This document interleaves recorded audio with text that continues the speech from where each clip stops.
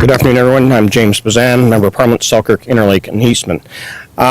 Very proud to be here, standing with my colleagues and Shram Goldenstaw, my friend, and David Kilgore for the work that they've been doing on this for so long. And I want to thank the families that are here to talk about the reality that they still live with because of the brutal dictatorship that occurs in Iran, and how the Fatah of 1988 resulted in the murders of 30,000 people.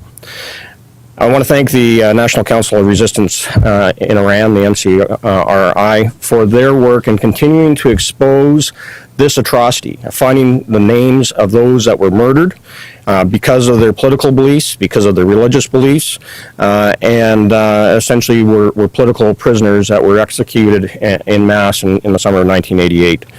We can never let those names be forgotten, and we have to hold those to account. Now, one of the ways that this government can do that is to support my private member's bill for Sergei Magnitsky Act.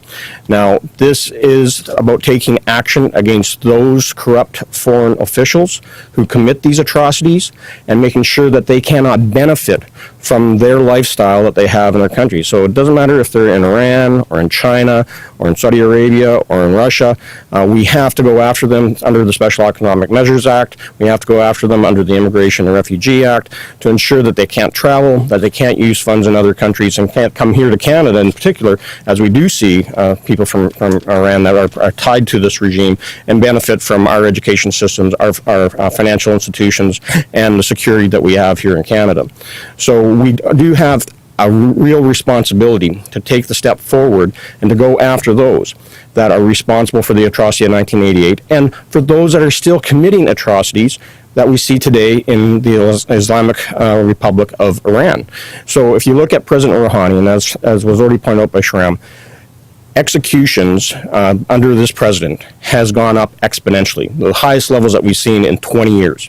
And we must, as Canadians, don't be fooled by the one good gesture that they made recently in having Professor Hoodfar being released and come back to Canada. All they're trying to do is buy political leverage at the UN, but Canada needs to take a strong position there to ensure that we can have the international investigation into this massacre, and also to make sure it comes before the International Criminal Court at The Hague.